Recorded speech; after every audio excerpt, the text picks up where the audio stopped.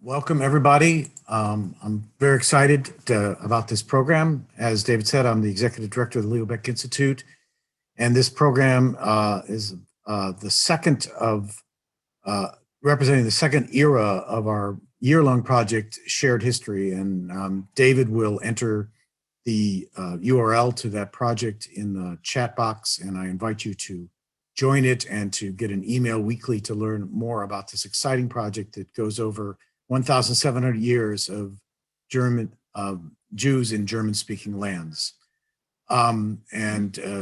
This early modern era, we're going to have a very interesting conversation that begins with the blood libel, but goes in many different directions. And as I said, I'm very excited about it. So I'm going to introduce our two speakers. Magda Teter, or actually our conversants, is the Schvidler's Chair in Judaic Studies and Professor of History at Fordham University. Her work focuses on early modern religious and cultural history, with an emphasis on Jewish-Christian relations, the politics of religion, and transmission of culture among Jews and Christians across Europe in the early modern period.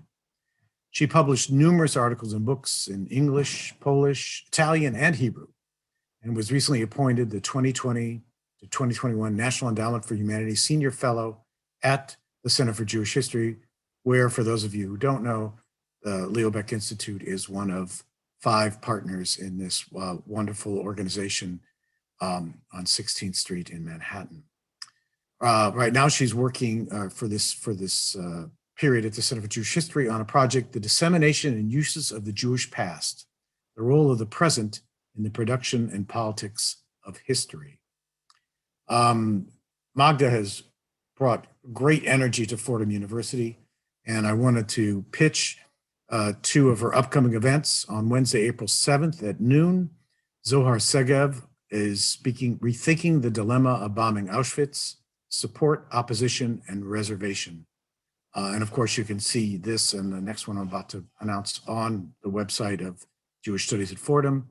On Tuesday, April 13th at 12 noon, the Jewish Ceremonial Art, Continuing the Conversation with Laura Arnold Liebman and Maya Bakalariski-Katz in dialogue with Magda Teter. Our second conversant is David Myers, Sadie and Ludwig Kahn Professor of Jewish History at UCLA, where he serves as the director of the UCLA Luskin Center for History and Policy.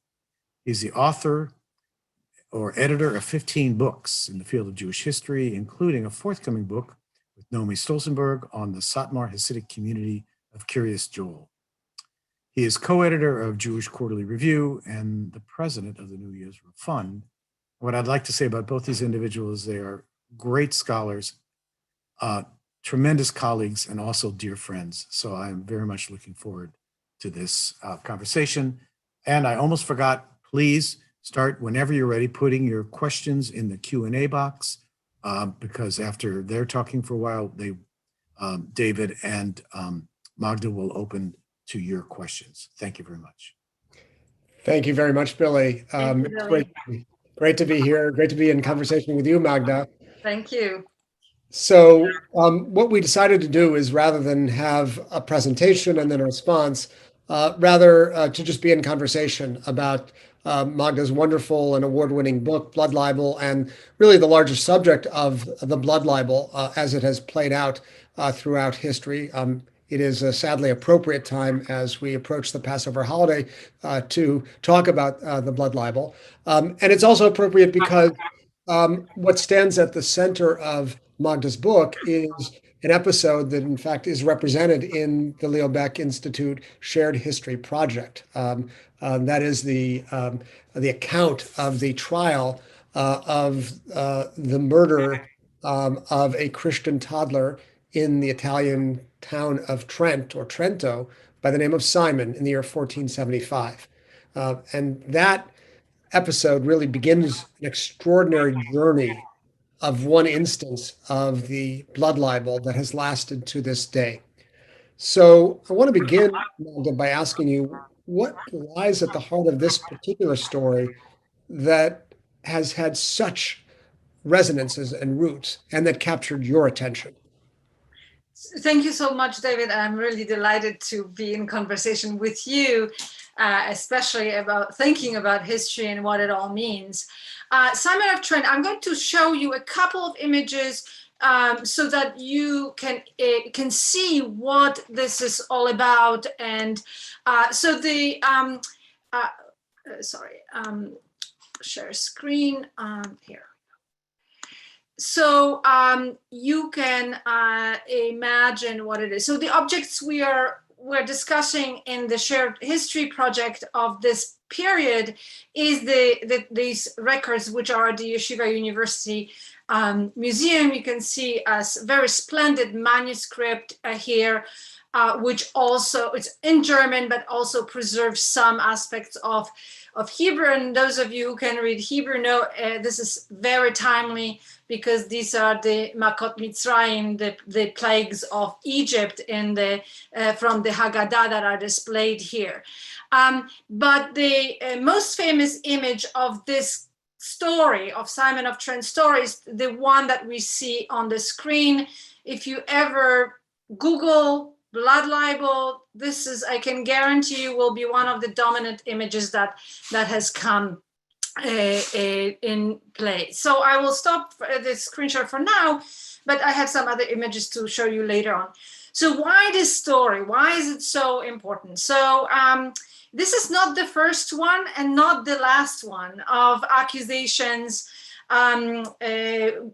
against Jews, Christian accusations against Jews, that Jews killed Christian children. These accusations emerge first as stories of a supposed reenactment of the Passion of Christ in the 12th century in England, and then turned into what we now call blood libel. That is a false accusation that relates to the use of blood in the 13th century in fact, in Germany and Fulda in 1235, and then it became a motif that was very much connected. This is a story of Passover and Easter intertwined together.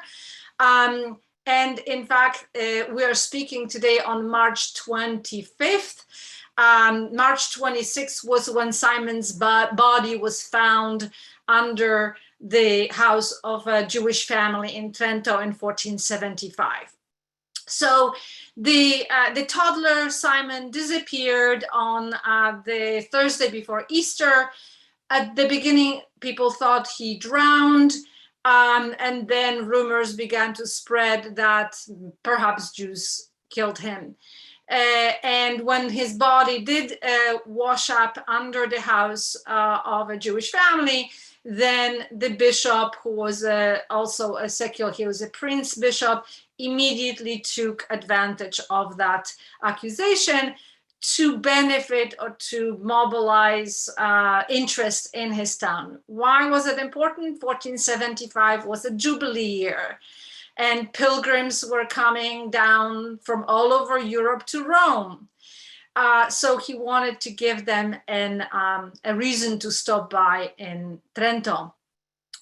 But there is another reason. There were other accusations or stories that emerged before, and they did not have such an impact on both Christian history in Europe and Jewish history in Europe, and in the modern times even beyond Europe.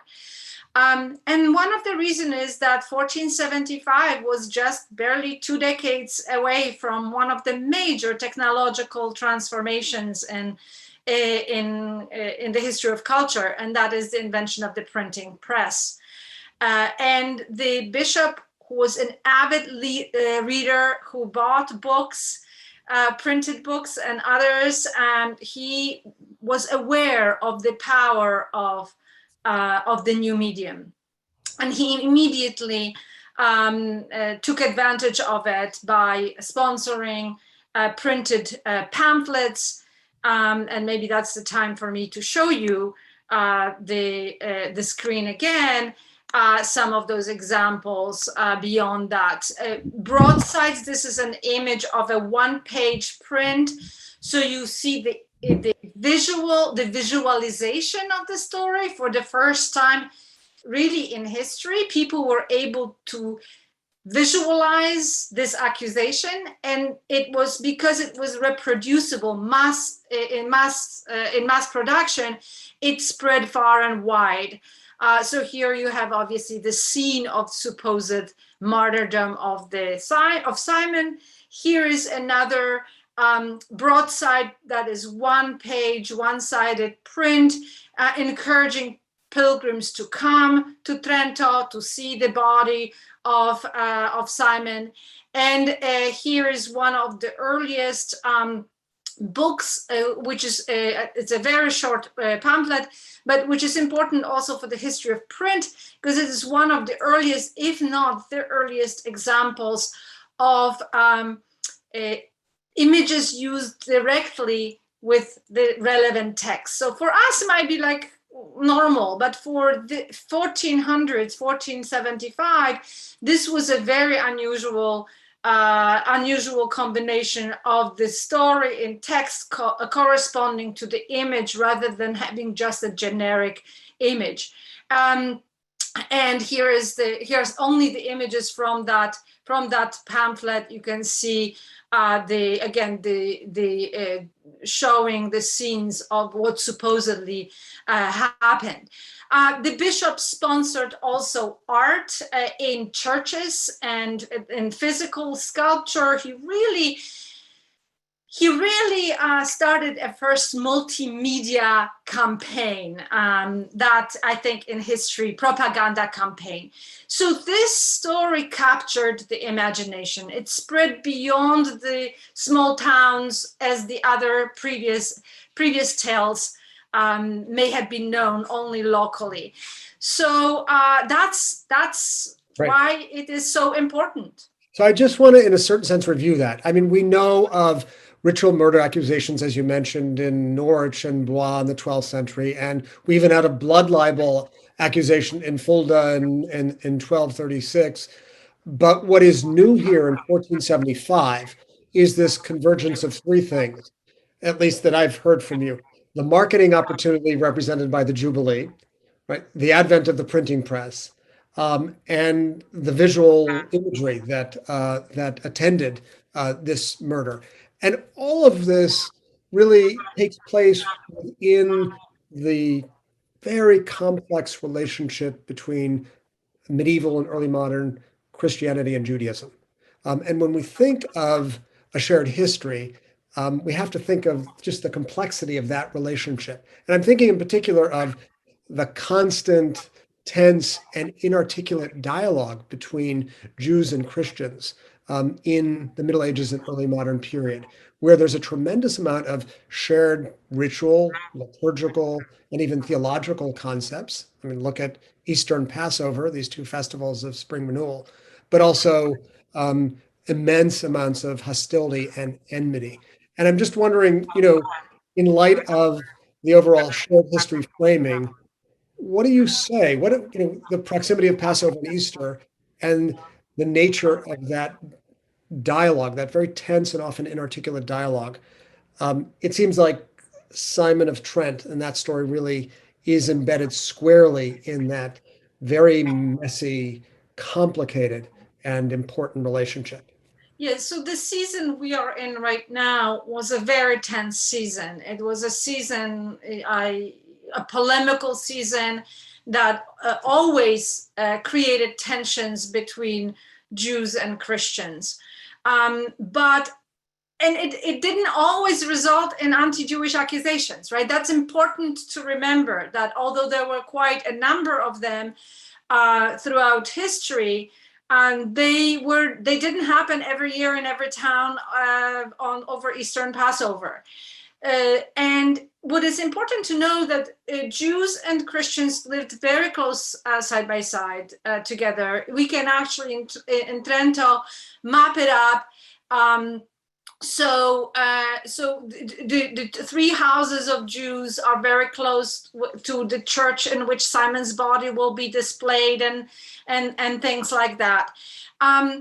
But what is important here is that tension and both the theology, the interest in the supposed role of Jews in the Easter story, and the local tensions and the potential for politicizing and weaponizing that story, it comes to clash here in Trento. That is, the bishop very self-consciously and very shrewdly uses that story and as an opportunity. So the important thing is to think about when such accusations then happen, you should ask yourself why they happened in these particular places and these particular times, because they didn't happen in every single town where Jews lived alongside with Christians. And of course, Easter, Passover happen every day. So here, yeah. Oh, go ahead. No, I was just going to say, tell us more about this fascinating character, in a certain sense, the marketer in chief, the chief propagandist, Bishop Hinderbach, and what you think that tells us about. I mean, this is an unfolding story that we'll talk about, but what it opens up to us in terms of understanding the role of the Catholic Church in the story, which is itself extraordinarily complicated. That's right. So I think the character and this particular story certainly, and the other stories that I discuss in the book, shows the importance of leadership and of individuals. That is, I don't think that without Bishop Hinderbach, we would be sitting and talking about Simon of Trent today. Even if there was an accusation in town, even if something happened, because as I said, there are many, many more places where these things happen and you don't know, you have to dig them out in the archives or other places. This became the story of Europe. And this became this part of the story of the world. He made sure that this tale, that this accusation, and I would be very careful to call it murder. We only know that Simon washed up dead. We don't know whether he drowned. We don't know if somebody else killed him. Maybe there are some, indications that may have been one of the Christian neighbors, but we don't know. We know he was found dead, and I lost the train of thought about the murder. Bishop Hinderbach. Oh, Hinderbach, yes, and the bishop again. So his role is really crucial in that, and he also had a political reason to do it, because he had a little bit of a conflict with the papacy, and it was his way to assert his own political position in Trent. So while Trent is now in Italy, at the time of this event, it was politically under the political influence of the Holy Roman Empire, so the German, so to speak, empire. And the popes had for centuries condemned since 1247, had condemned anti-Jewish libels of specifically that Jews killed Christian children to obtain any, blood or any parts of their bodies. So the Pope indeed intervened, but this was perceived by Hinderbach as, again, a sort of a political clash between him and the Pope. So we have this role where the leadership, whether it is in incendiary way as the insider-in-chief in Trento, or also leadership in terms of the papacy making statements against, that matters. That if we once the papal pronouncements defending Jews stop, we also see an increase of accusations and justification for trials of Jews beyond that. I mean, the case of Hinderbach really brings up a larger dynamic that plays out throughout medieval European history, specifically with respect to the Jews, and that is the clash between locals and centralized authority, particularly local clerics and the papacy, which since, I think, Pope Gregory the Great condemned decidedly, explicitly anti-Jewish acts, which they thought, amongst other reasons, would discourage conversion to Christianity. So can you say more about this dynamic as it plays out in your larger story, which is a story not only about the events of 1475, but about the reception of the event of 1475. That local centralized authority tension, especially within the Catholic Church, that is, say, local clerics like Hinderbach, fighting against centralized authorities like popes, who have a vested interest in beating back this particular form of anti-Jewish accusation. Seems counterintuitive that the popes would be at the forefront of that effort. Yeah, and there was much at stake, right? The Pope was afraid that if the trial, what the cult of Simon hinged on was that Jews were guilty. Because if Jews were guilty of this death of this child, then this child was a Christian martyr. But if he drowned, then it was all fake. Then it was all. So for the Pope, it wasn't only the issue of defending Jews, it was also very important to ascertain of what truly happened, because otherwise you might be promoting a veneration of someone who does not deserve that veneration. That is idolatry, as it would be. So that's why the Pope was interested in this. What was also happening is although in the Catholic Church now, the whole process of authorizing saints there are stages of beatification and then canonization is very clearly established. In 1475, that was a moment of when these roles were not yet fully established. There was no process of beatification, for instance. That only emerges in the 17th century. And the story of Simon of Trent actually plays an important role in setting up the standards and the process. Yeah. So that was also something that was about who has the authority to authorize a cult, a bishop, as it was in the past, or the Pope. And the bishop said, I want to have this, this veneration site. And the Pope says, no, I have to check on it. So it also added to that tension over authorities. The other question that emerges, or the other interesting thing that emerges from the questions of authority, is where did Jews reach out for help? And they reach out to the Pope. We know that they reach Rome. They reach out to the Duke of Tyrol, who was controlling Trento from his position, and we're trying, and also Venice, but Venice politically was important, but had no direct political impact on Trento.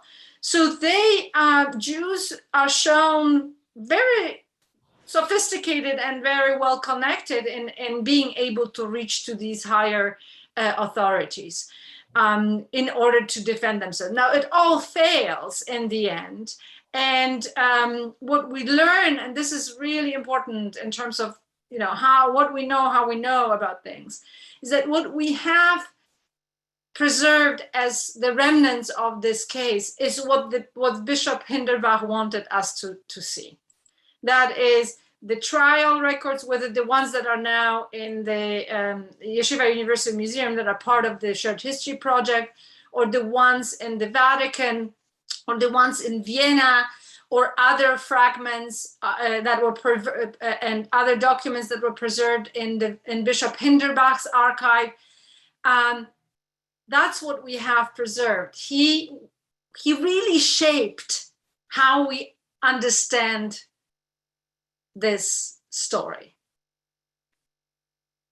Yeah, it's interesting. I'm thinking of the reception of the story, and the reception of the story in light of conspiracy theorizing, which is very much alive today, and trying to sort of figure out what goes into an effective conspiracy theory.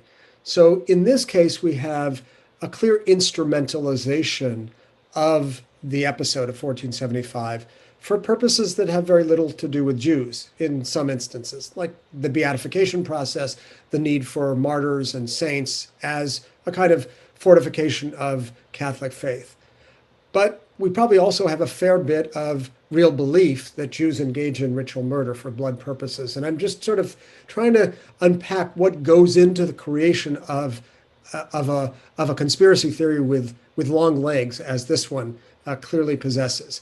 So we see both of these elements, instrumentalization and genuine belief. How, as an historian, did you sort of understand and combine or disentangle those pieces of the story?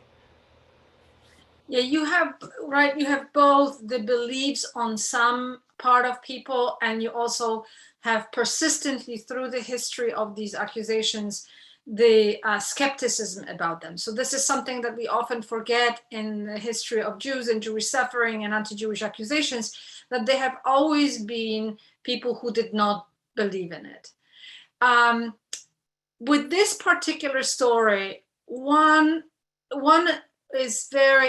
aspect is very important, is that the narrative, the actual plot, has been written down before the trial fully even began.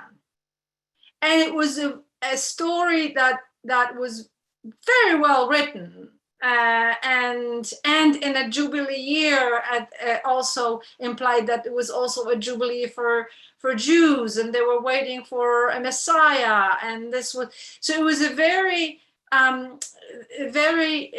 well written tale, and it spread through print, through songs, tales in vernacular, in Latin, in Italian, German, and that. Once you have the story accompanied by these images that I showed you, it becomes very difficult to undo what is done. So the Pope's envoy can come and say this is not true, but by the time he comes, there are all these tons of images. In fact, that booklet that I showed you was printed specifically to welcome the papal envoy who came to investigate the case. Essentially say, this is what happened, and what are you doing here? And so the story's role in rooting this accusation, or the way of thinking about Jews in history, has a lot to do with the way it was displayed later on and included in other printed materials, and becomes part of the history of the world. So the image that I showed you, that I said this is now the most popular image from this 1493 Chronicle of the World, which starts with the creation of the world and ends in 1493 with all the events of world's history, that story gets a full page, right?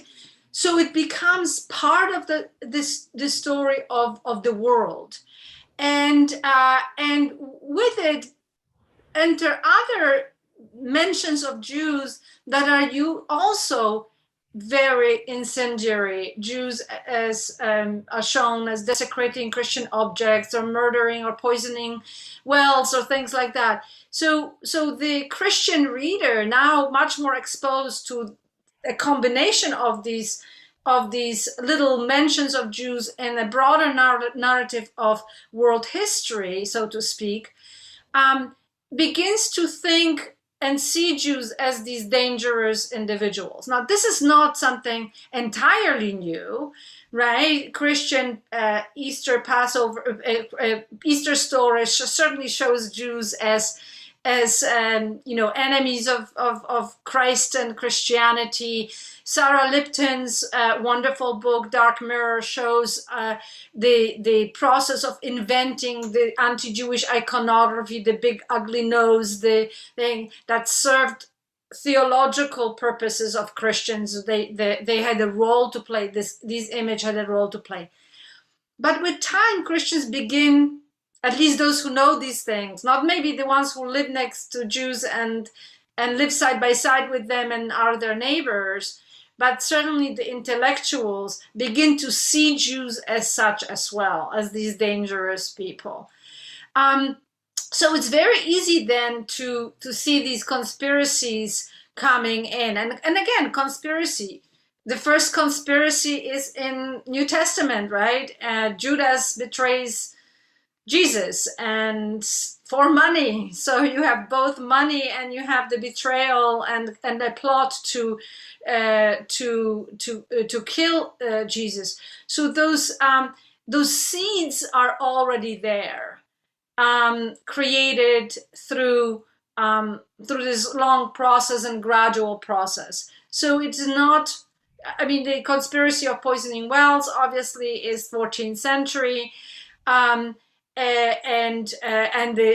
so it's already, there are elements of it there, and they come into play in this story, and then they are transmitted. And I'll show you just the screen again.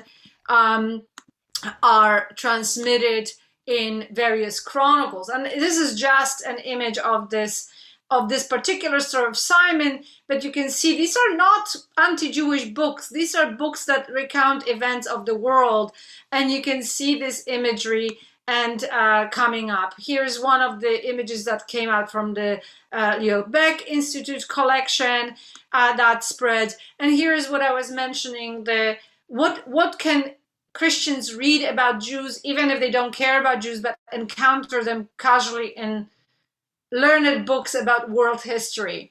And these are the stories that they can read about. And you think about this sort of limited vocabulary in imagination of what Jews do and what is done to them or could be done to them. It's very, very grim.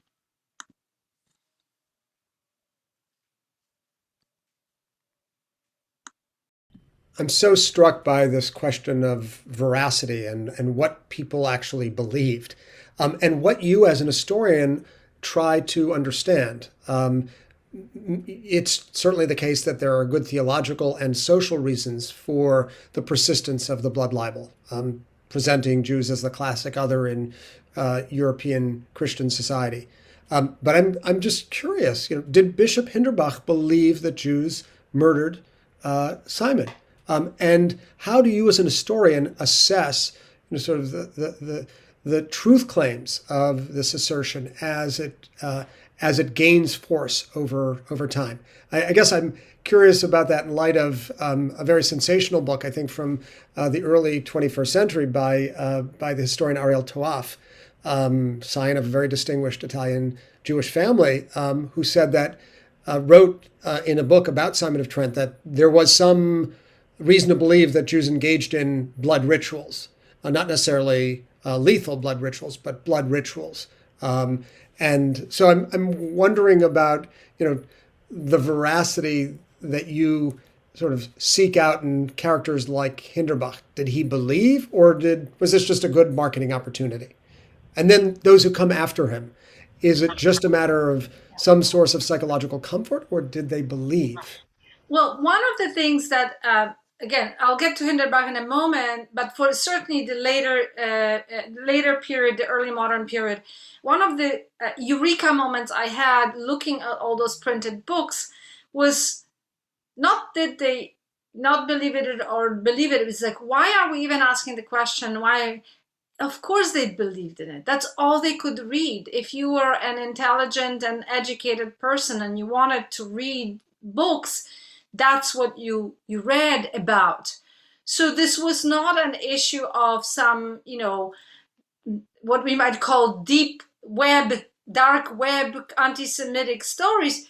This was the main information about Jews and what they do in history, right? So this is, the question should be, who were the people who didn't believe in it, and why did they not believe in it? Because they clearly knew something else and had different sources of information and were able to not be affected by it. But if you were predisposed, and for me, when I was finishing the book in 2017, 2018, the clarity came from the debates after the 2016 election, when the questions were about confirmation bias and why do people believe things that are not true even when they are shown facts otherwise. And essentially, once you were predisposed to something, you could you could come back with an argument, but Jews don't consume blood. The laws of kashrut don't allow for this, and they will, as one of the Polish instigators of the trial asks, it's like, who do you believe, the rabbis or the fathers of the church, right? So what are your sources of authoritative knowledge? And if you are reading, and Hinderbach read widely, and the book that he read before, which he bought, was published before the trial in the book was published in 1474, was in fact a book that included a number of those just one-line mentions of the medieval accusations. So for him, and he annotates it, we have his library with annotations, and he pays attention to these. You see, Jews are doing it because he finds confirmation in authoritative historical sources. And then he makes sure then that his story of Simon enters those authoritative historical sources. So why do we, let me share screen again, and I'll show you some differences here. So here are the, I'll get to the Nazis in a moment, but these are the medieval accusations before the Simon of Trent. So the map shows you till 1450, about 23 of them. Most of them come from literary sources, that is from mentions in chronicles or other literary sources. This changes in the post-Trent trial. If you look at the second map, so the first one is medieval period, and here is the second map after Trento. And that is shifted, and it mostly becomes legal. And those stories and the printed books become evidence in legal trials against Jews. And you also see a shift in terms of geography. It's not just that Jews are no longer live in England and in France, but they disappear pretty much from Western Europe, and they reappear in Eastern Europe with some cases in 18th century Italy as well. Why do they disappear in Western Europe? Most scholars have argued that this is because of the Reformation. But even Protestants mention these accusations. They just don't embellish them with like miracles of blood and sainthood and things like that. It's what people read. Okay, that's why it's so important for us to understand how people learn about things, what they learn. So in German lands, which you can see by 1590, there are no cases of anti-Jewish blood libels, anti-Jewish libels. The German intellectuals, the educated readers, have access to a number of books. They have access to anti-Jewish books, of course, like these ones here. But even though they are anti-Jewish, they are informed by what Jews do in their ritual, and also by their knowledge of Hebrew. So Christian Hebrews study Hebrew, and they learn and they read Jewish texts. And though they are not friendly to Jews, they are able to say Jews don't do such things, Jewish texts don't support of that. And I always bring up the Bookstore example here because he actually discusses matzah. He doesn't really address the blood libel at all, but just in discussing what is in matzah, that it's only water and flour, he is able implicitly to say, no blood, you know, that such a thing is not needed. Now, and in Italy too, you see that there are not too many of those. There is no interest in anti-Jewish accusations until really the 18th century. And the main polemical literature, anti-Jewish polemical literature, is focused on trying to convince them that Jesus was the true Messiah and theological issues. If you remember that map, the majority of the anti-Jewish accusations after 1590 were in Eastern Europe. And that's because what Polish readers could read was only the incendiary literature that was based on those anti-Jewish stories that we've seen in these chronicles in the West. Presumably because those stories did some work for the societies in which they were embedded. So your book and your larger scholarly project are largely devoted to the study of the early modern period, which is a fascinating convergence of competing intellectual and cultural vectors. But the blood libel persists into the modern period, as your brief glimpse of the page from Der Stürmer demonstrated. In fact, the blood libel, as Elisa Ben-Porad has shown in her recent book, Legacy of Blood, persists in Eastern Europe, in Russia, in Soviet Russia, in Central Asia. We know that the allegation made its way to the Arab and Muslim worlds. We also remember that the murderer at the Chabad synagogue in Poway, California in 2019 made explicit reference to Simon of Trent. What in the Age of Enlightenment explains the persistence of this myth? And maybe this relates to your new book project on the place of the present in the past. It does, and it actually is what spurred my the next project. But the accusations wane. They continue here and there, but they pop up. There's the Damascus affair in 1840. Then there is a lull, and then at the end of the 19th century, we have a resurgence of anti-Jewish accusations that are transformed, that are different from the classic ones that we've seen here in Simon and other ones. And Hillel Kieval is his book on these modern accusations is just maybe it's come out or maybe it's about to come out. But they are transformed. This accusation is very interesting how it molds to cultural and political needs of the time. So there was another anti-Jewish accusation in the medieval period, that is that Jews steal the consecrated wafer and stab it and blood flows and they use it. No one knows about it. Nobody refers to it these days, unless there are some remnants of that in churches in old art. But this one persists. And one of the reasons that it persists is that it is imaginable. It's you can imagine someone murdering someone. The power of children, the death of children is so visceral. People are responding to it in very visceral ways. And just as these stories emerged in a very specific cultural moment in the 12th century with William of Norwich, the moment where Christian liturgy was shifting focus onto the passion of Christ, and when you start talking about passion, and focus on the Gospel of John, Jews are very prominent in that story. So Jews enter that period.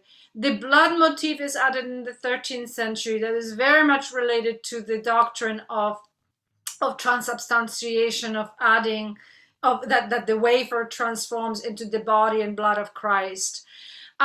So there are cultural moments, and in Poland too, it changes.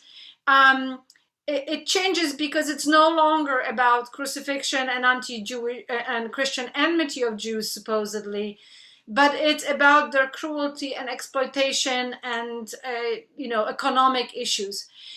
By the time it comes to the 19th century, it's mostly young women who are supposed to be victims. The anxieties about social mixings, and women rights and women's position and power happens. In the Middle East, it resurges in 2014. Look up what happened in 2014 and why are we having cartoons that show Prime Minister Netanyahu with a basin like we've seen in this early modern iconography filled with blood and children. And the Poway synagogue too. The reason why it enters the far right sort of ecology of knowledge is because they draw on the neo-Nazi and Nazi publications. So that image that I briefly showed you of Der Stürmer from 1934 has been translated into English, and it's available on all kinds of anti-Semitic websites.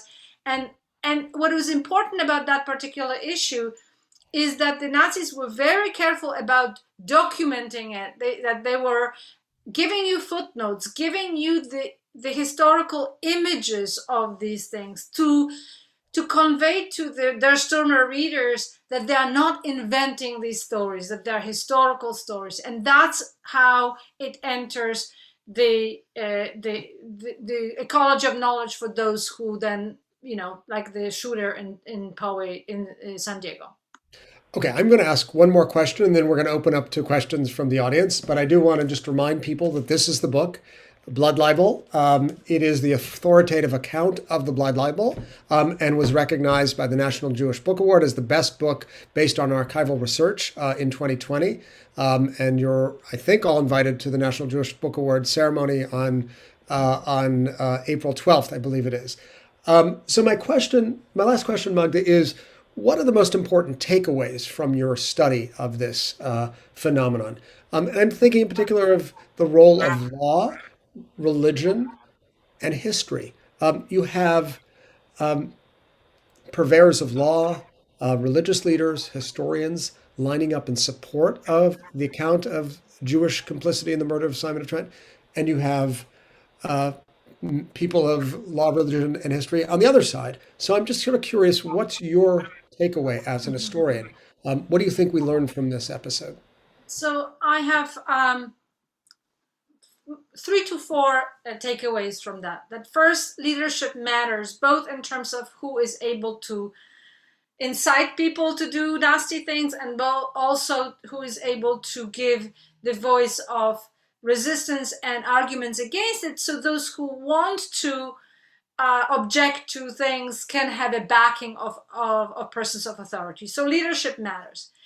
The power of media and the power of visual imagery is incredibly important. And one thing that I learned from this, and I think we can take it for today as well, is the power that once it's out there, it's out there. You cannot take it back. The genie is out of the bottle. It may wane, people may forget, like the image from the Chronicle that everybody knows now was totally forgotten until the Nazis brought it back up, right? So it may be forgotten, but once it's out there, it is ready to be taken and used whenever politically it is important or necessary. The third point is about the importance of different sources of knowledge. That is the vocabulary. And what really struck me, and when I realized and I saw these table of contents and indexes with what are the topics in these big authoritative sources related to Jews, I really had like a gut punch in my stomach, feeling sick. And I realized that the vocabulary is so limited, and that historians who are not in Jewish history, but who want to talk about Jews in Europe, are replicating that vocabulary, that Jews were persecuted, that they were expelled, that they were accused. So even today, readers can only imagine that this is done to Jews. That's normal. That's always been done to Jews all the time. And it made me think about the value of historians of Jews who are looking at other aspects of Jewish life, who are looking at the vitality of Jewish life, or who are studying and showing, the Jewish culture and Jewish existence, and not just hiding from persecution. And it's not about the denial of suffering. None of those historians, I think, denies it, but it helps to expand the vocabulary, and it helps to expand the imagination. And the final point that I will say is the importance of shared history, of thinking about as shared history. And we are so used to studying quote unquote German history or Polish history or French history and Jewish history. They are the same, right? They are the same. There might be some aspects that are, specifically Christian in one art, but these people live together and their history is shared. And if we separate that, it's very easy to then exclude and marginalize and eject.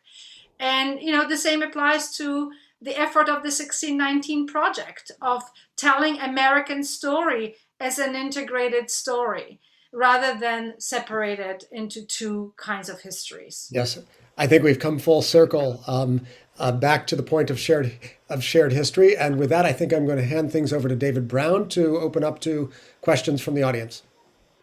Hi, yeah. Thank you both for that fascinating conversation and also for bringing it back to really the fundamental message of the Shared History Project at the end there, Magda. So Jeanette has a question about how the Simon of Trent case and the bishop's propaganda there relate to the altarpiece paintings in Sandomierz, Poland. Did Poland copy German imagery? So yes, it's in Sandomierz. It's not an altarpiece. It's in the back of the church.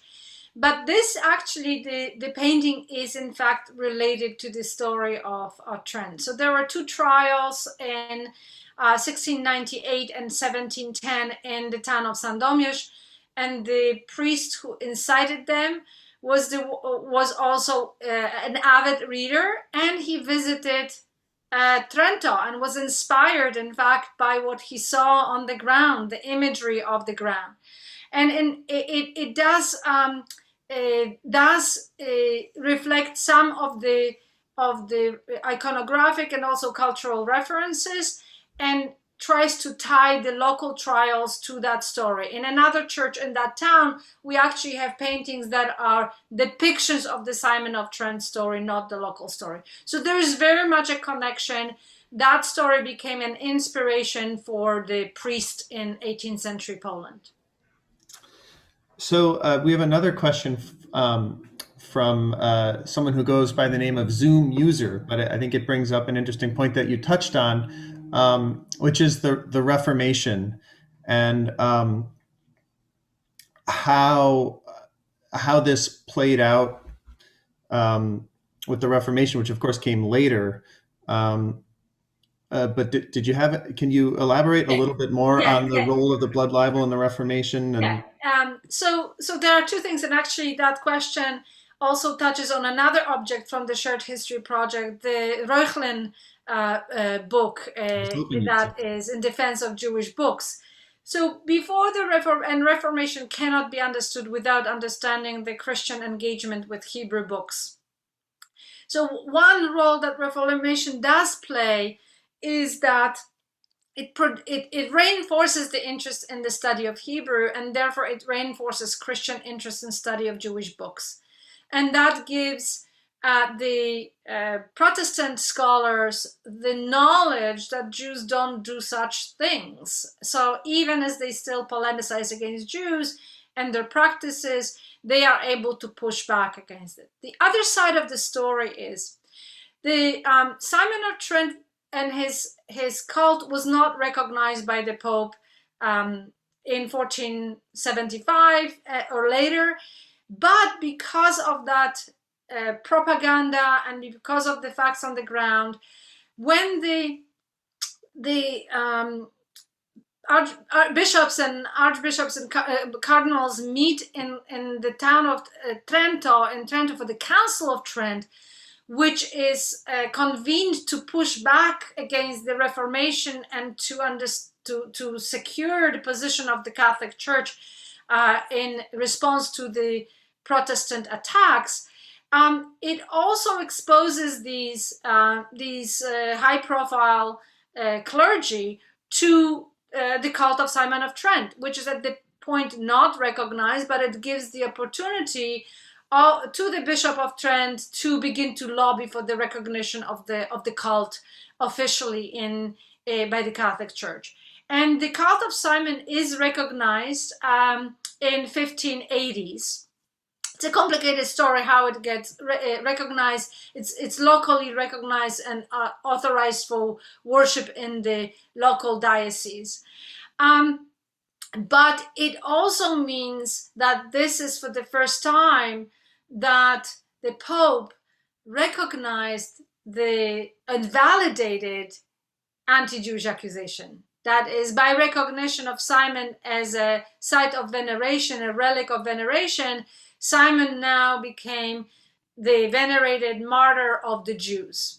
And that had incredible impact on justification, certainly in Poland, of later anti-Jewish accusations, because that story it was very powerful, and it entered also Polish anti-Jewish literature. That intent, and the popes have recognized that story. So there is both connection with Reformation and Counter-Reformation. You're muted. Thanks.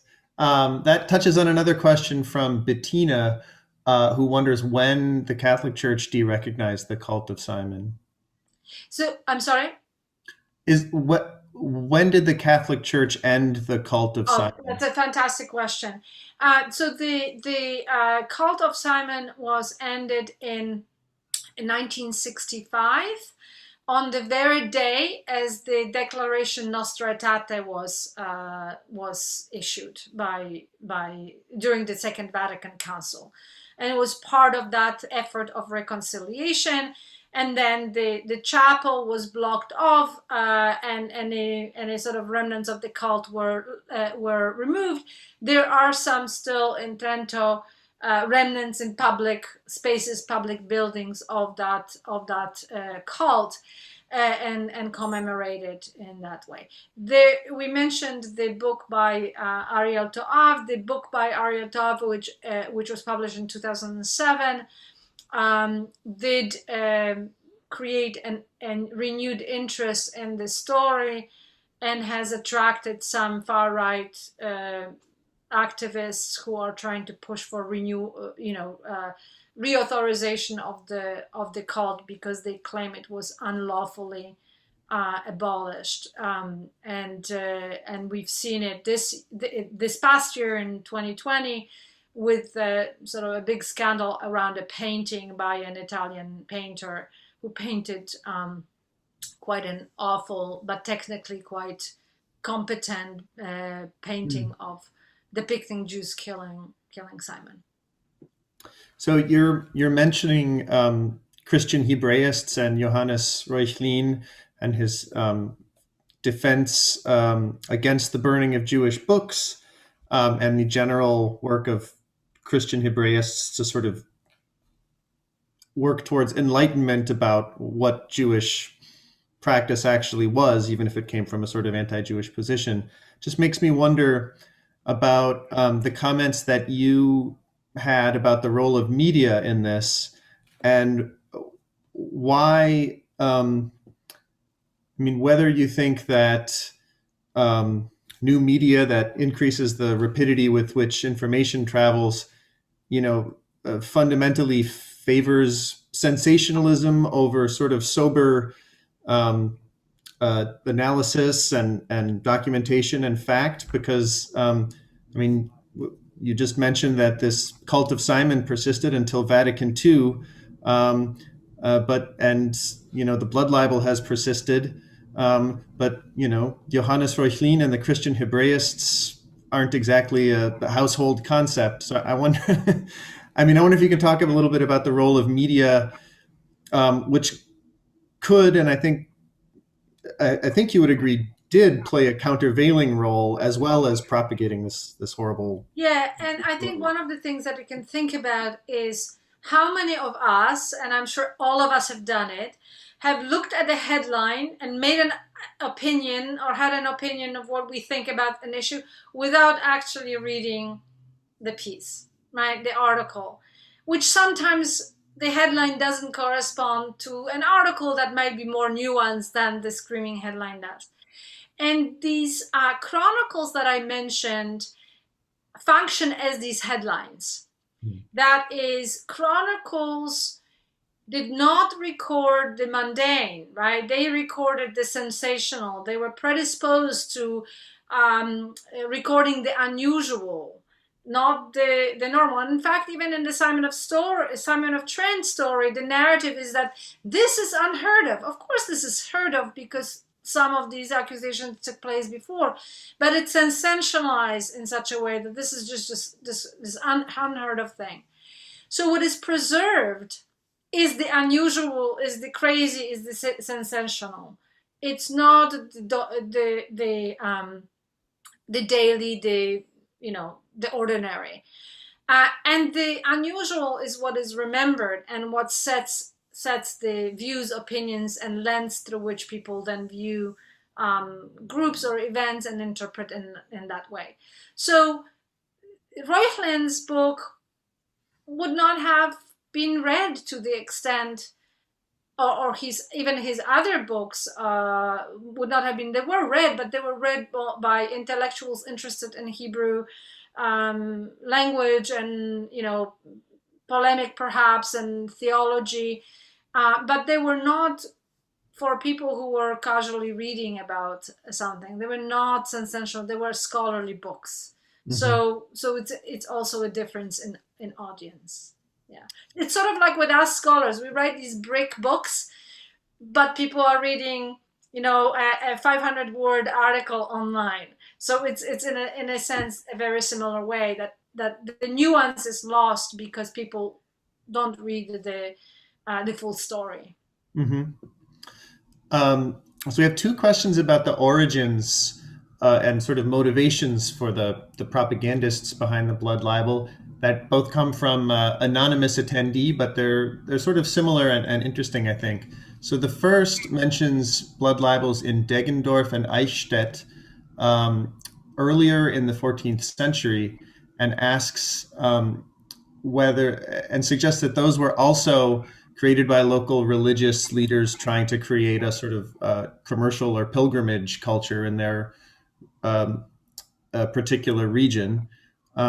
So that's one sort of potential source or impetus for these things. And then the other one that you could respond to, and the other one is whether the move in the medieval world towards affective piety, so for example, personally experiencing the passion and suffering of Christ through personal devotion, directly resulted in increasing cases of blood libel accusations. Let me think about the second one. The first one, yes, there were some other attempts to create in other places places of devotion to some of these child relics, I guess, and stories. They typically did not succeed in establishing them.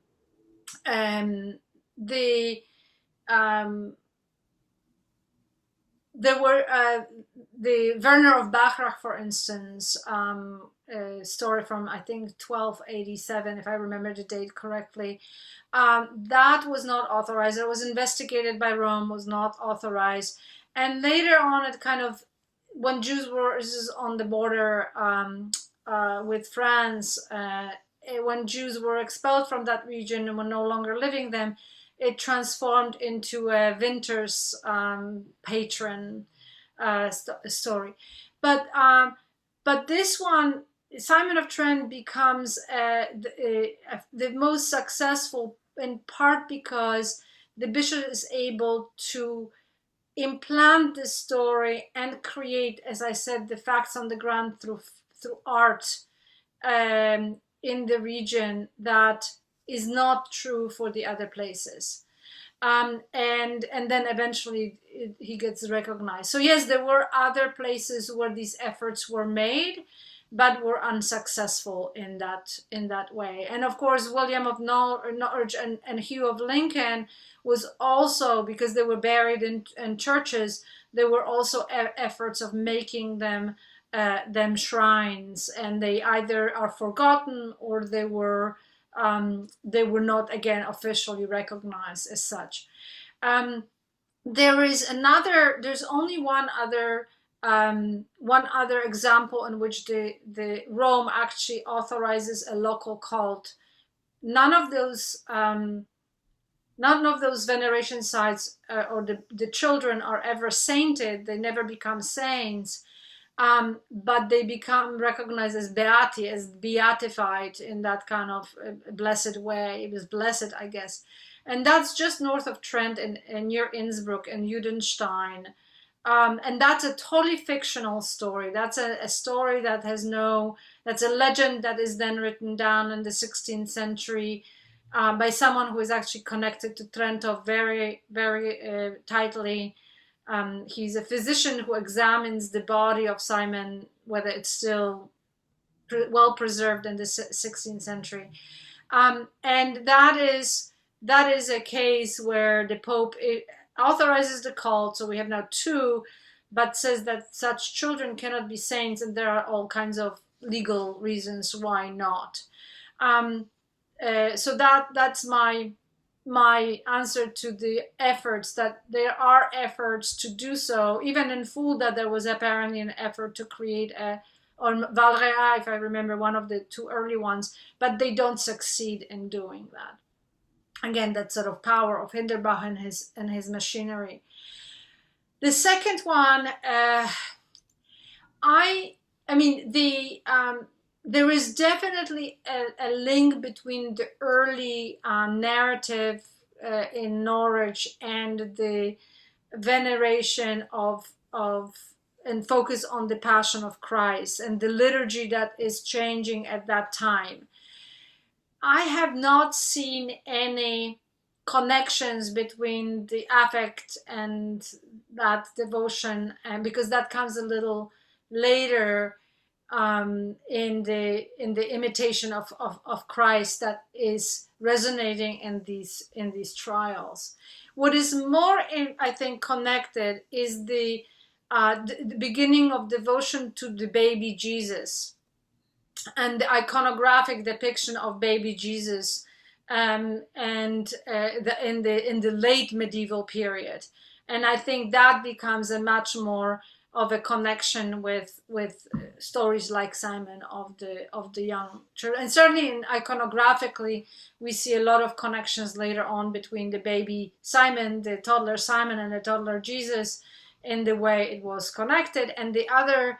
And that's only for Italy. The other example is the Holy Innocence, which was a story in the Gospels that there were these infants that were murdered by Herod because he wanted to murder Jesus. And that becomes a story, and also displayed iconographic, and plays an important role in justifying some of the anti-Jewish accusations. So, we have time for just one more question, maybe, and I'll give that one to Renata, who says,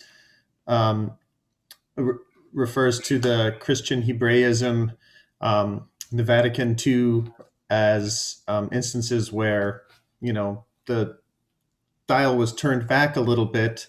But are there any other instances in history where there's been an attempt to kind of put the genie back in the bottle and uproot some of these tenacious, sensational images and stories, that's been effective, that we could incorporate into the way we approach media and information today?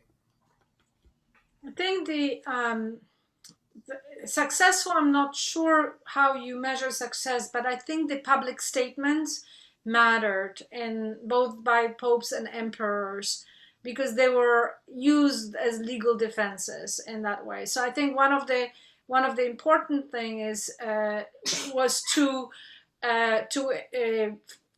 condemn such accusations and have those public statements. So in our contemporary world, certainly having public statements and perhaps flagging those anti-Jewish stories, and I think that's what I would put that. Sounds like it's about leadership, people. It's about leadership, and I am when I was finishing the book, I was very depressed because, how do you put it back? I have now since thought about some of the questions of reckoning and reconciliation, and I think openly talking about the dynamics behind some of these trials. Certainly that has been the case in Sandomierz, where the local both church and also non-secular authorities and leadership and have begun to look at that and understand the context, sort of historicizing that, and then education, like retail education, in terms of explaining the dynamic behind it. So it is not something that can be done by a quick tweet or something like that. I think effective work is that done through providing resources and patient education. And I know we want something sooner, but I think the example of the post-Vatican II Catholic Church and relations with the Jewish community is what gives me a little bit of hope. But it all results in patient work, and it doesn't eliminate, and I don't think we should delude ourselves that we will ever eliminate this kind of hatred, but we can manage it to the point where either it is unacceptable and only on the fringes, or give tools to those who are not sure whether it's true, that lead them in the direction not of QAnon, but on those who show that these are lies. Well, Magda Teter, thank you very much. Thank you so much for having me. Thank you, David Brown and David Myers, for such a great event, and Billy Weitzer and all of you for coming and joining us. Yes.